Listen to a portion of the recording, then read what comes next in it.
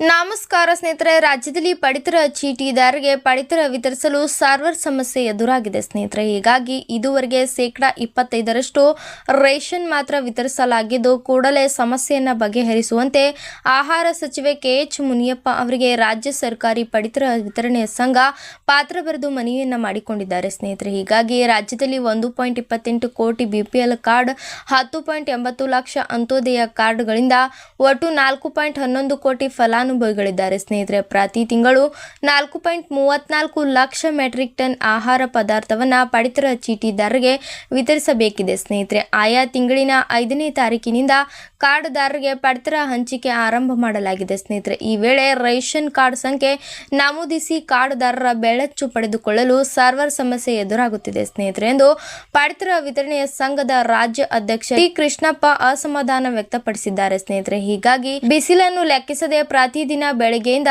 ಸಂಜೆವರೆಗೆ ನ್ಯಾಯಬೆಲೆ ಅಂಗಡಿಗಳ ಮುಂಭಾಗ ಕಾರ್ಡ್ದಾರರು ಸಾರಥಿ ಸಾಲಿನಲ್ಲಿ ನಿಂತುಕೊಳ್ಳುತ್ತಿದ್ದಾರೆ ಸ್ನೇಹಿತರೆ. ಸರ್ವರ್ ಸಮಸ್ಯೆಯಿಂದ ಪಡಿತರ ಪಡೆದುಕೊಳ್ಳದೆ ವಾಪಸ್ ಹೋಗುತ್ತಿದ್ದಾರೆ. ಮುಂದಿನ 5 ದಿನಗಳಲ್ಲಿ 75% ಪಡಿತರ ವಿತರಿಸಬೇಕಾಗಿ ಆಹಾರ ಇಲಾಖೆಯ ಕಾರ್ಯದರ್ಶಿ ಆಯುಕ್ತರನ್ನು ಚುನಾವಣೆ ಕಾರ್ಯಕ್ಕೆ, ಜಂಟಿ ನಿರ್ದೇಶಕರು, ಉಪನಿರ್ದೇಶಕರನ್ನು ಜನಗಣತಿ ಕಾರ್ಯಕ್ಕೆ ನಿಯೋಜಿಸಲಾಗಿದೆ ಸ್ನೇಹಿತರೆ. ಸರ್ವರ್ ಸಮಸ್ಯೆ ಬಗೆಹರಿಯದಿದ್ದರೆ ಪ್ರತಿಭಟನೆ ನಡೆಸಲಾಗುವುದು ಎಂದು ಎಚ್ಚರಿಕೆಯನ್ನು ನೀಡಲಾಗಿದೆ ಸ್ನೇಹಿತರೆ.